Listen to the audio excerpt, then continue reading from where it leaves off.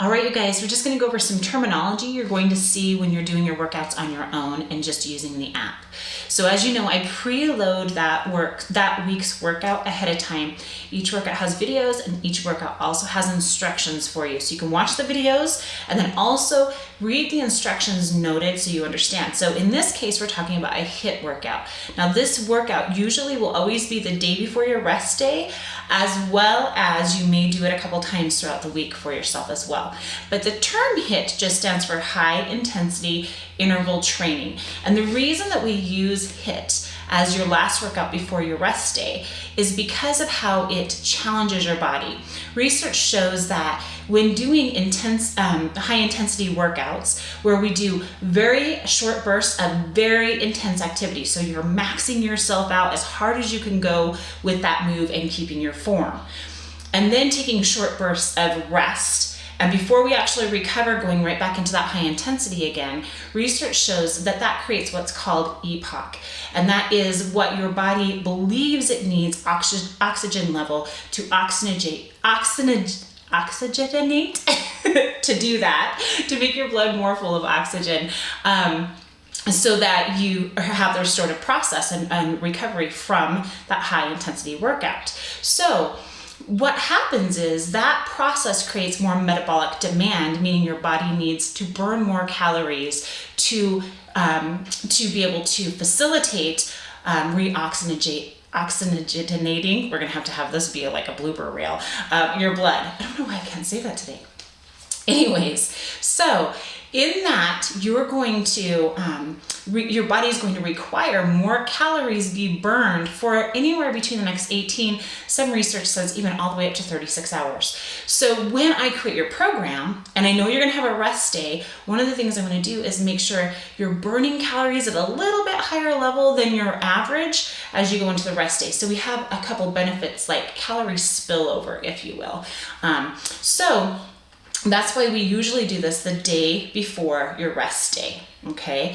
And now that just means instead of doing maybe on a rest day, you'd only burn 1,600 calories, maybe you're burning 1,700. So it doesn't give you license to eat more on your rest day. It just means that you're not going to have as much of a closing the gap in the deficit we're trying to create. You'll have a little bit more wiggle room in that deficit we're trying to create. So when you're looking at your program and it says to do HIIT, HIIT is where we take multiple moves. It might be anywhere between 4 to 10 different moves, like say burpees or push-ups or walking lunges. They're going to be cardio. They're going to be generally some type of explosive. A lot of times there'll be weights involved. When you're doing HIIT, the weight you use will always be lower than the weight you would normally use. So if I have you doing a squat with a curl, you're not going to, and you curl say 20 pounds right now, normally in a 10, 12 rep set, you're not going to curl 20 pounds in the HIIT. You're going to take it down lower because we're actually doing other moves and the weight is just simply for added resistance so that we have more caloric burn. It is not for the necessary, building of muscle like we did earlier. So it just is maintenance level for muscle and added resistance for more cardio results, all right? So let's say I have your first move as a weighted squat, you might grab a 5 pound and 8 pound, even if you normally curl a 15 to 25 pound weight, okay?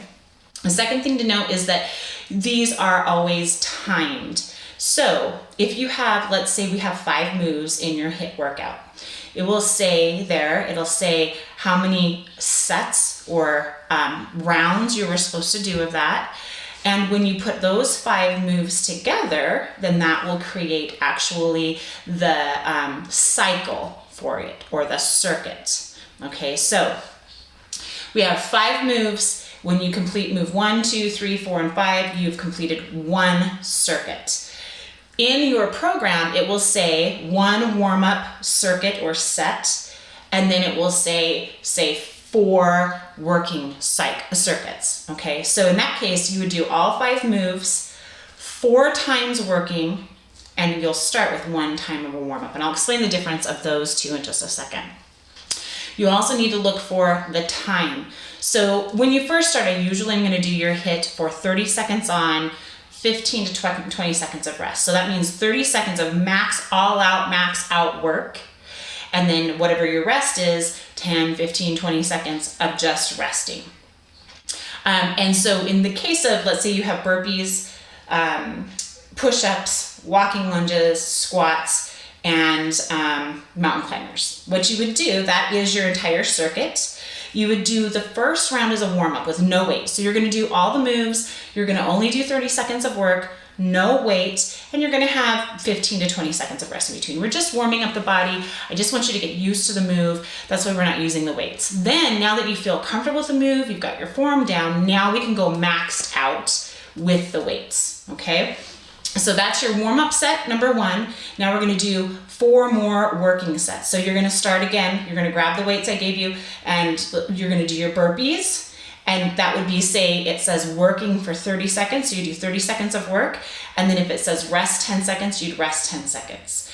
Then you do your push-ups, 30 seconds of work, rest 10 seconds. Your walking lunges, 30 seconds of work, rest 10 seconds. Your, squats, 30 seconds of work, rest 10 seconds. And then last but not least, your mountain climbers. And then at the end of that circuit, you'll rest just enough to get your heart rate down where your breathing's even. You're not fully over, you still feel cardio exertion.